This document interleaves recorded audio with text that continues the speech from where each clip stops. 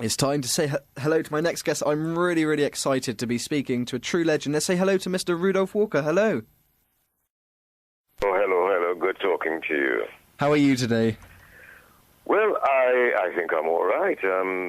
The sun is out just a wee bit, a little better than the rain that we've been having earlier on. But no, I'm okay. I'm okay. It literally is such an honour to be speaking with you because you are a true legend. You've worked on so many projects, but when did you first get into acting? Oh, that's going back many, many years. Yes, I started acting from a little kid in primary school. That's how far back it went. Yes, in primary school. Then I went on to the equivalent of your comprehensive school here, elementary school, we call in Trinidad. And the bug continued with me through those years. Had my own drama group in Trinidad, and I also joined one of the leading amateur companies in Trinidad called the Company of Players. Then I moved from that, and I was encouraged to go abroad if I want to further my career. I certainly couldn't remain in Trinidad if I wanted to get any further, and I ended up in the UK, and here I am today. So, yes, it's something that I love. I enjoy doing as a little child, and it just remained with me all through.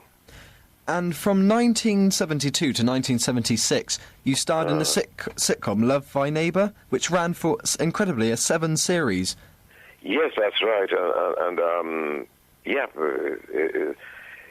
It was phenomenal. It really was fantastic. It was something, a show that was never out of the top 3 in the ratings whenever it was transmitted.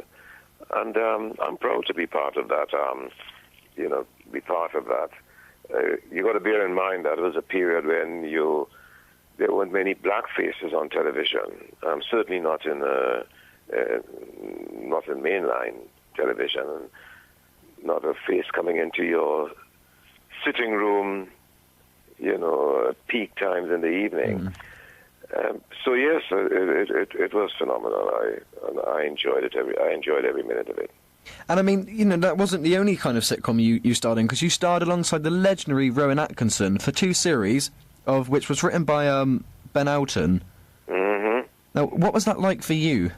The Thin Blue Line.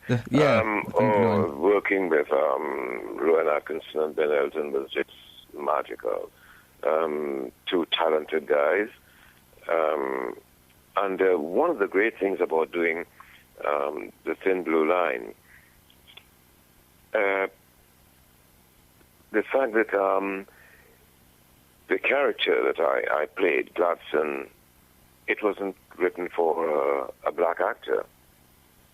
It just so happened that they were casting, and I went along, and I discovered towards the end that it was between a white actor and myself, and I ended up playing the part. So in a way, that was phenomenal. That was quite something. That sounds absolutely fantastic. And, I mean, that wasn't the only... You were such a good comedy actor. You've starred in stuff like Ali G in the House, which is one of my favourite... That's right. Ali G in the House, yes, was one of the things that I did. On the Buses, the very first episode of On the Buses. But I did a few episodes of On the Buses. Yes, one of the things that On the Buses was quite something.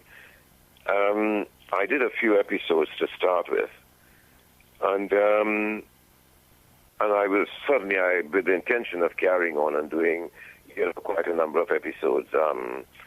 Later on, in fact, it was supposed to be a running character, and was told by the producer then that I'm sorry, Rudy, because of the feelings from the views of the people up above, I'm afraid we can't continue with the character, which, was a bitter blow. That's a little bit disappointing, but I mean, you've gone on to so many great, achievable things, and would you say comedy is one of your favourite styles of acting because you do it so well? Not at all. I mean, I love all forms of acting. I love drama. Yes, I love comedy. It just so happened that I would say I became a household name in with comedy, and that was in Love Thy Neighbor. But prior to that, I spent time with the Royal Shakespeare Theatre Company. I worked a lot in the theatre. So my work has been varied.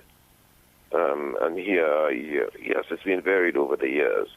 But as I said, it so happened that comedy was the one that proved to be, highly successful. And you said about you've done theatre before. Do you get a thrill from that live performance, going out, performing to the audience? Fantastic. I've had many memorable moments, playing like places like the Theatre Royal Stratford East, and I said with the Royal Shakespeare Theatre Company and the Young Vic and various theatres, and that feeling of the live audience and moving them to tears or laughter or having them absolutely quiet for a period of time. It's magical. It's magical. And in 2001, you got the part of Patrick Truman in Eastenders, which is a very lovable character. So what was that like for you? Because Eastenders is one of the biggest drama TV series around, and to get a part in that must have been a great thing for you. Well, it certainly was. It was a very difficult decision for me to make at the time, because I just, my whole career was built on the variety, and I mean variety in parts, and going from one thing to the other, with gaps in between, of course. As an actor, it's a very precarious profession. But I just love that variety, and so when I was offered the part of Patrick Truman, and I was a bit apprehensive. Do I want to be involved in something in spite of the phenomenal success of Eastenders? Do I want to be tied into a character for a few months, or, as it turned out to be, quite a number of years now? But my son and daughter, who obviously been watching it for a period of time, said, "No, Dad, you've got to do it." And I have no regrets. It's been nerve-wracking to start with, going into something so hugely successful and working with the likes of Barbara Windsor and June Brown and Pam St. Clements and, the great legends and fantastic performers. So it was nerve-wracking. I mean, I still have a bit of nerves even when I walk on set today after so many years. But yet to be part of that hugely successful BBC program it's great. And I mean, Patrick, he has had some great storylines written for the character, including, obviously, with your son, the trouble with Paul. I mean, he went through so many stuff. I mean, and as well, recently, the Phil Mitchell tension, kind of, between Patrick and Phil. Mm-hmm. So you must have been very happy that Patrick has had some great storylines.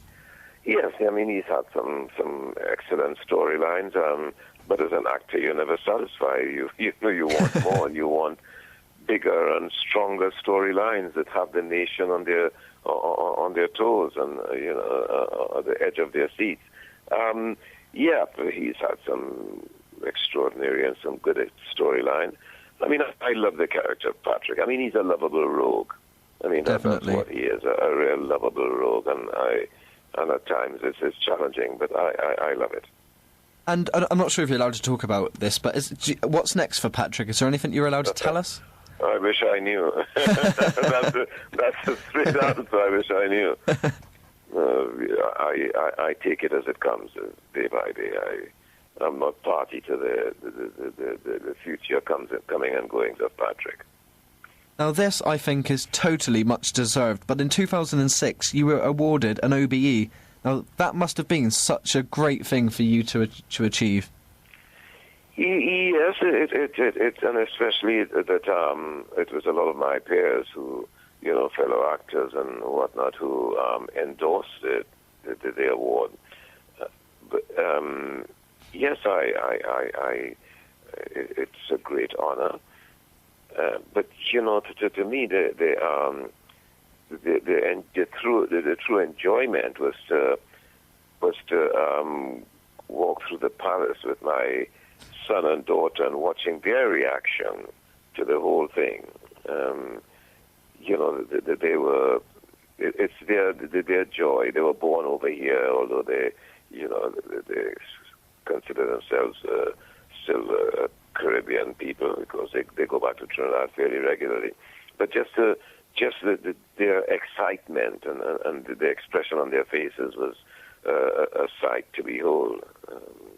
And yes, I've made my little contribution, and that's one of the rewards. And I am thankful for that old man upstairs for giving me the health and strength to do as much as I did and to continue doing it.